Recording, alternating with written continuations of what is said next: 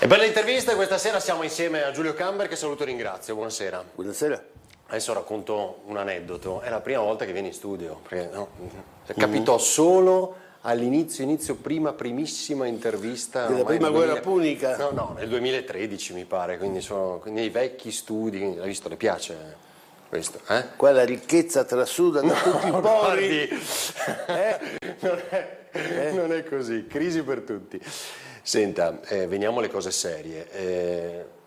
Ho titolato Trieste vista da Giulio perché è un momento di forte difficoltà, lo è per tutti, però caspita, qui ne stiamo inanellando una dietro l'altra. C'è il problema della Flex che si aggiunge, che è già noto, a quello di Varzila, con una manifestazione straordinaria, di una risposta meravigliosa della città, 15.000 persone in piazza.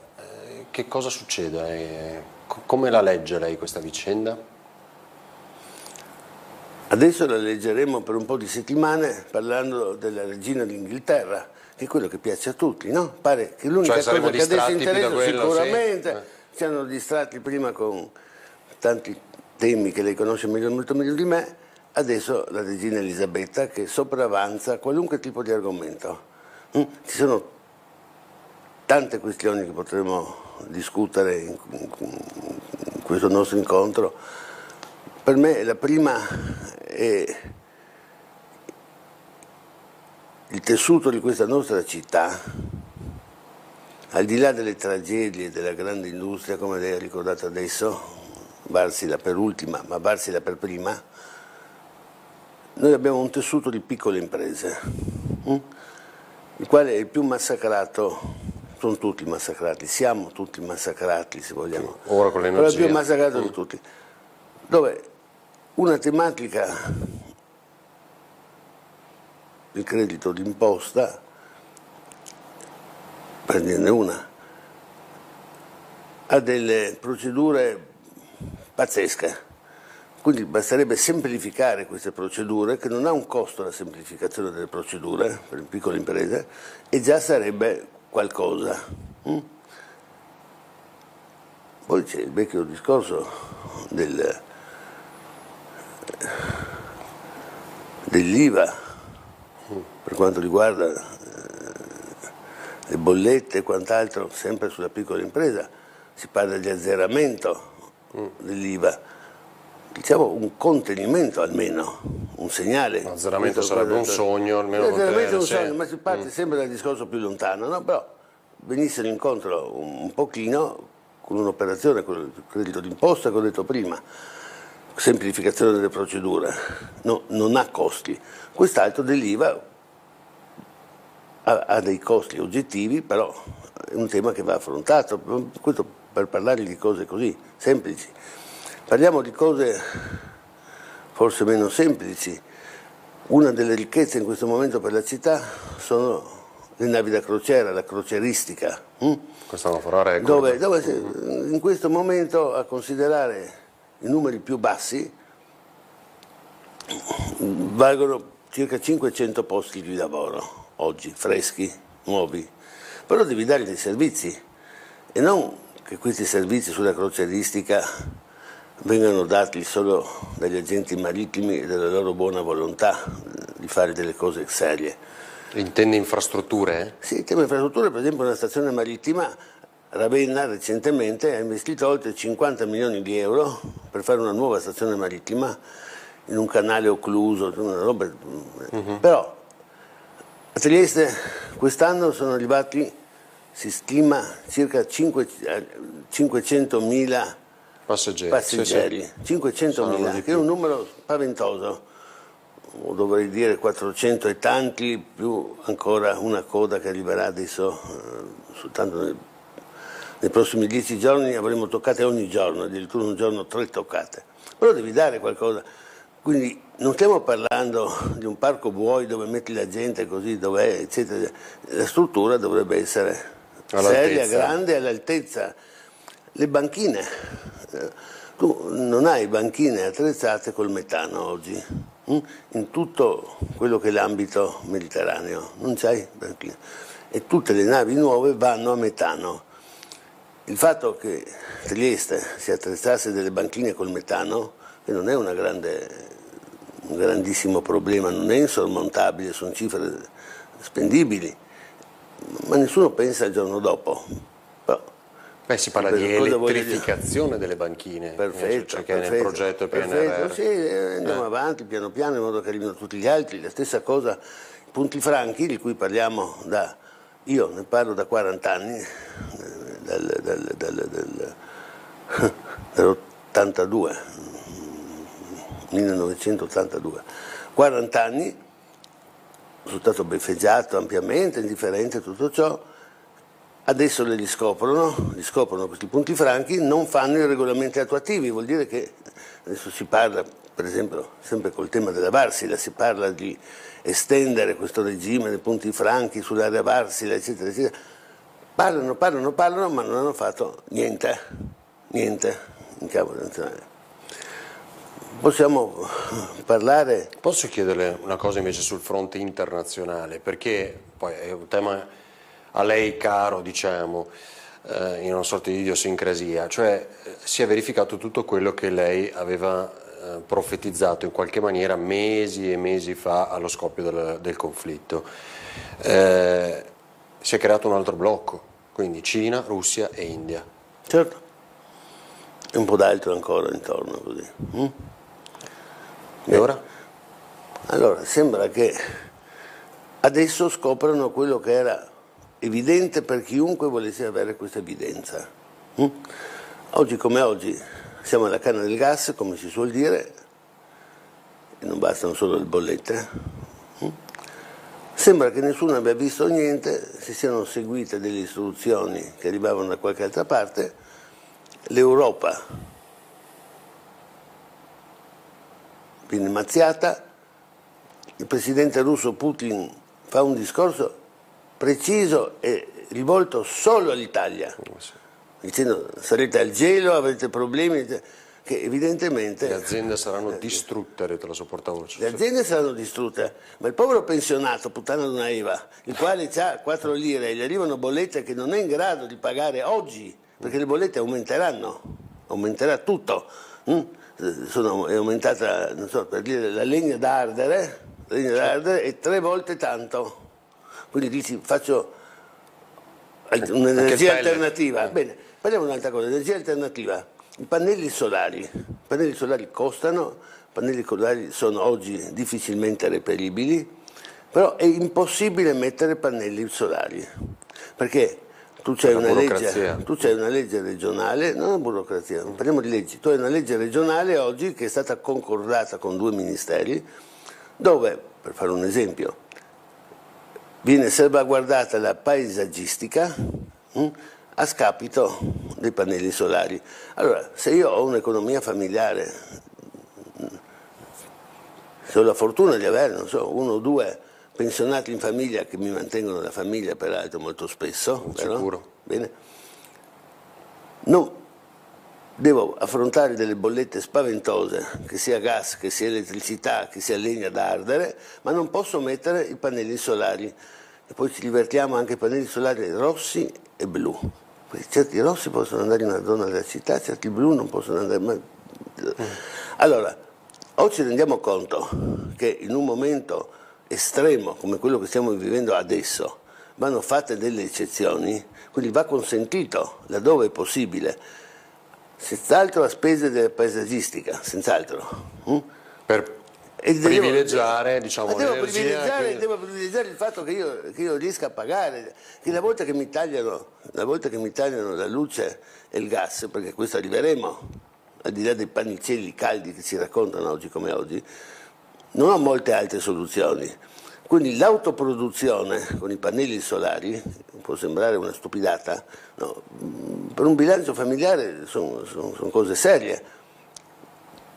Aventi a monte il costo del pannello, trovare, quindi in quanto tempo, anche volendo, posso metterli su, bisogna guardare da destra e da sinistra il tema. Però continuando a fare un'economia da ricchi, perché questo è da ricchi, va bene? Cioè, noi stiamo continuando a parlare che tipo di abito da sera mettiamo e non abbiamo i soldi per comprarci i jeans e le scarpe da ginnastica. Di questo stiamo parlando oggi, va bene? Grandi filosofie, il discorso della finanza contro l'economia reale. E faccio un altro esempio. Faccio un esempio, le scarpe.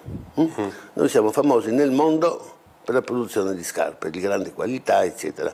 Questo esempio lo possiamo portare su tante altre questioni. Le scarpe vengono largamente prodotte in Cina. Alcune aziende leader producono tutto in Cina. Però se io vado a vedere la vetrina, o il caso supermercato, indifferente, dove vado a comprare queste scarpe, io ho le scarpe con prezzi diversi,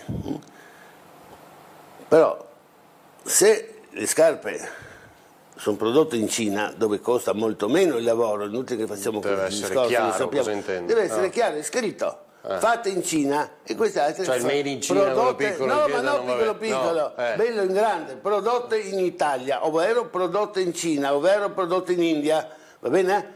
Perché cominciamo con l'inutile dire compriamo italiano. Se io devo vedere il piccolo piccolo... Ha ragione, però se poi quando vado a vedermi quella anche di marca, insomma, comunque, che è scritto made in Cina, mi costa molto meno di una made totalmente in Italia, che fa la persona che adesso è in difficoltà. Però lei dice, intanto è... Queste sono questioni di principio, no? Quindi con i principi non mangi e non bevi. In questo caso qua si tratta di mangiare e di bere.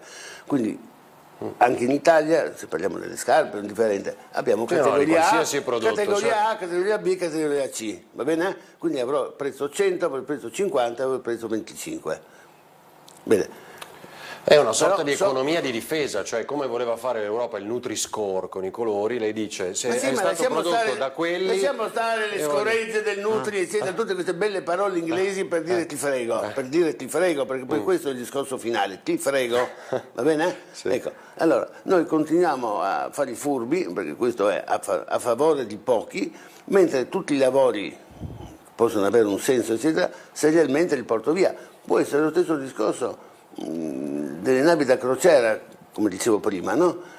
Non faccio la stazione marittima, non faccio l'elettrificazione delle banchine per il metano, non faccio, però ogni cosa che non faccio vuol dire che nel tempo la fa qualcun altro, certo, e la produce qualcun altro, eccetera, eccetera.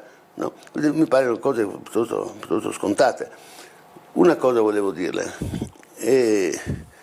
esiste da ormai 4 anni una legge per tutto il Sud che si chiama Io resto al Sud. Sì. Bene, questo è un progetto fatto dal Ministero per il Mezzogiorno, sostanzialmente per le aree più deboli, ma le aree più deboli vanno dal Lazio alla Sicilia alla Sardegna, metà Italia per essere chiari. Questi hanno creato almeno 10.000 situazioni di lavoro. Cosa vuol dire questo?